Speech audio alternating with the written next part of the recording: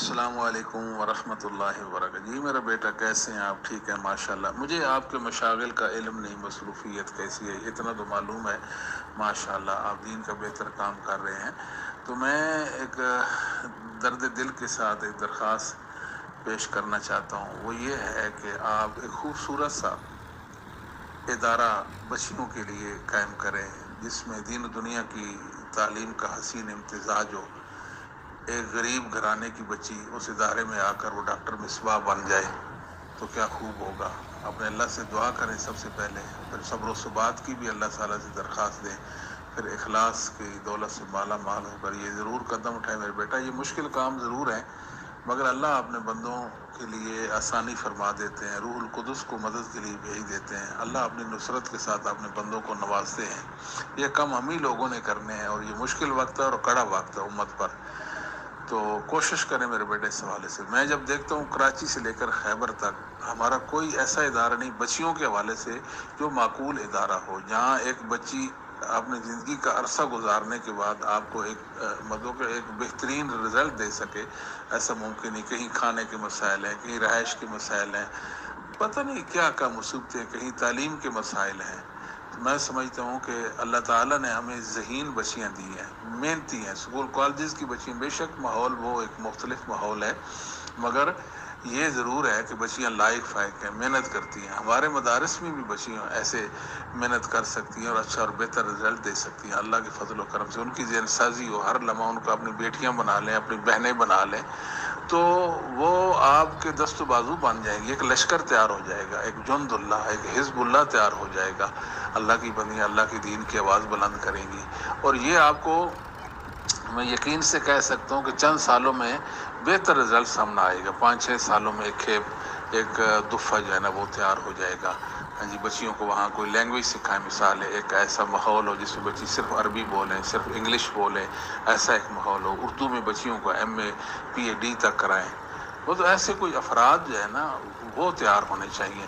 افراد ہی اصل اس معاشرے کی بہتری کا سامان کر سکتے ہیں، اکیلا انسان جو ہے نا وہ کچھ بھی نہیں کر سکتا۔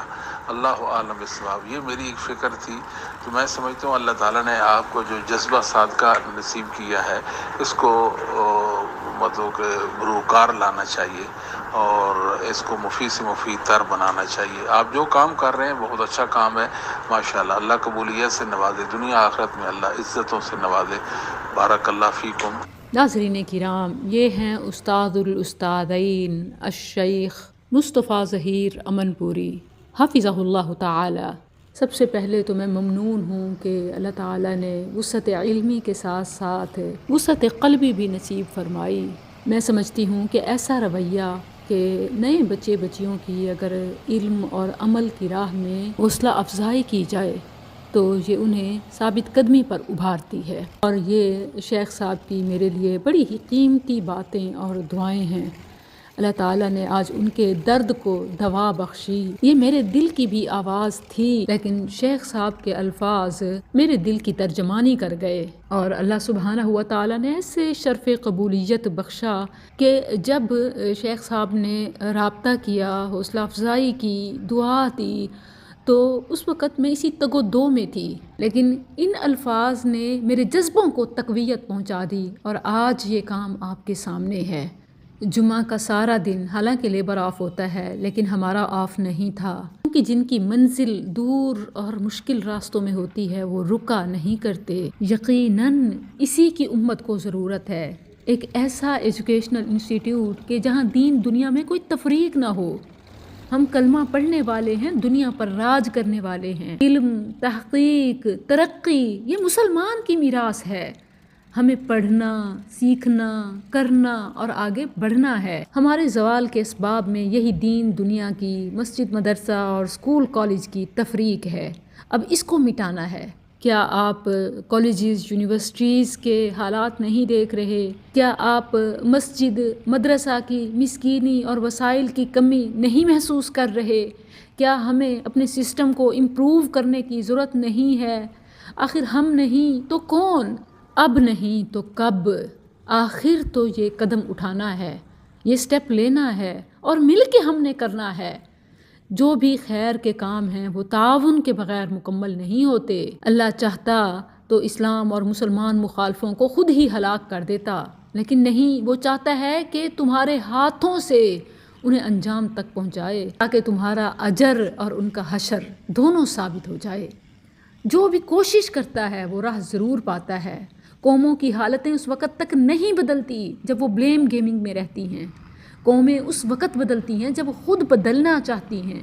ان اللہ لا یغیر ما بقوم حتی یغیروا ما بانفسہم، آئیں خود کو بدلیں۔ کتنی خوبصورت دعوت ہے کہ یہاں جو مٹی ڈلوائی جا رہی ہے، زمین کا یہ بھرا ہو رہا ہے، ارتھ فلنگ، سوائل فلنگ، یہ انشاءاللہ آپ کی عبادات ہوں گی، آپ کی نسلیں یہاں پڑھنے پڑھانے والی ہوں گی، امت کو راہ دکھانے والی ہوں گی۔ تو آئیے مٹی کے ان ذرات میں اپنے صدقے سے ضرور تعاون کیجیے، یہ کام رکنے نہ پائے، یہ مصباح تھک نہ جائے کہ امت کی مصابیح روشن ہونے کی منتظر ہیں۔ اس چراغ کو جلانے کے لیے ایندھن پہنچاتے رہیے تاکہ اس کی روشنی سے یہ دنیا روشن ہو جائے اور پل صراط پر نور ہو جائے انشاءاللہ۔